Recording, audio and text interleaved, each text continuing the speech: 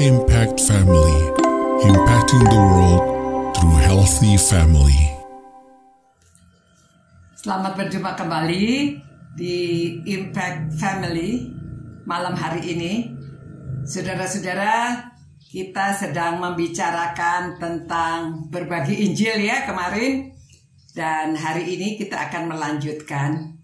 Saya harap malam hari ini saudara semuanya dalam keadaan bahagia, semuanya sehat, dan kita dapat memikirkan bagaimana mengasihi orang lain, dan kita juga mengasihi jiwa mereka dengan berbagi Injil.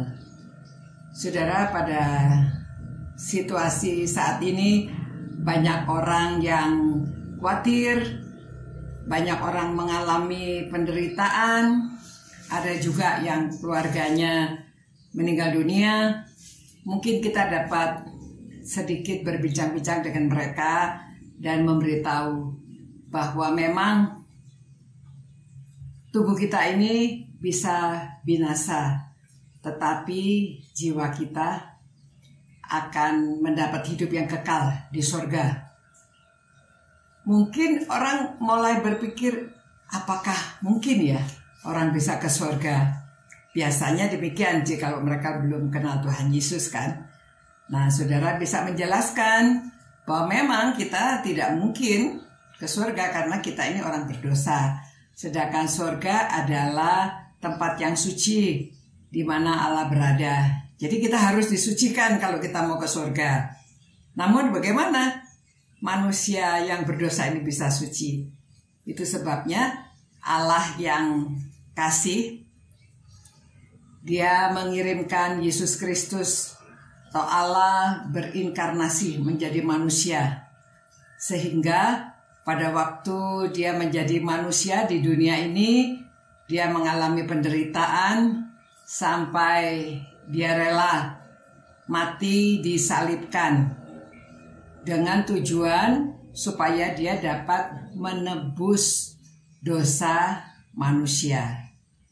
Nah, jadi karena Dia yang suci, Dia yang tidak berdosa itu diperlakukan seperti orang yang berdosa. Harusnya kita yang menerima hukuman, tetapi Yesus rela menerima hukuman untuk mengganti sebagai pengganti kita. Jadi kalau kita percaya kepada Dia yang sudah disalibkan, mati, kemudian dibangkitkan pada hari ketiga dan kembali ke surga, menyediakan tempat bagi kita, maka siapa yang beriman percaya kepadanya akan beroleh hidup yang kekal. Nah, kita bisa menjelaskan demikian, mungkin tidak semudah itu, namun kalau Roh Kudus bekerja, Tuhan menyiapkan hati mereka, mereka akan bisa menerima, percaya pada Tuhan Yesus.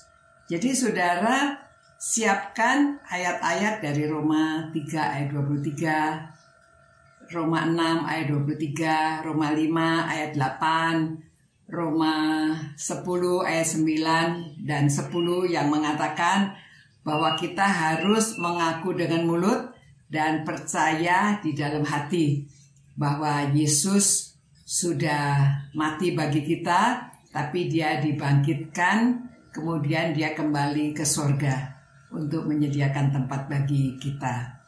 Nah, saudara, itu sebabnya kita tetap cinta Tuhan, cinta firman-Nya, hafalkan beberapa ayat itu, kemudian karena kita cinta sesama sehingga kita dapat berbagi kepada orang lain, ya.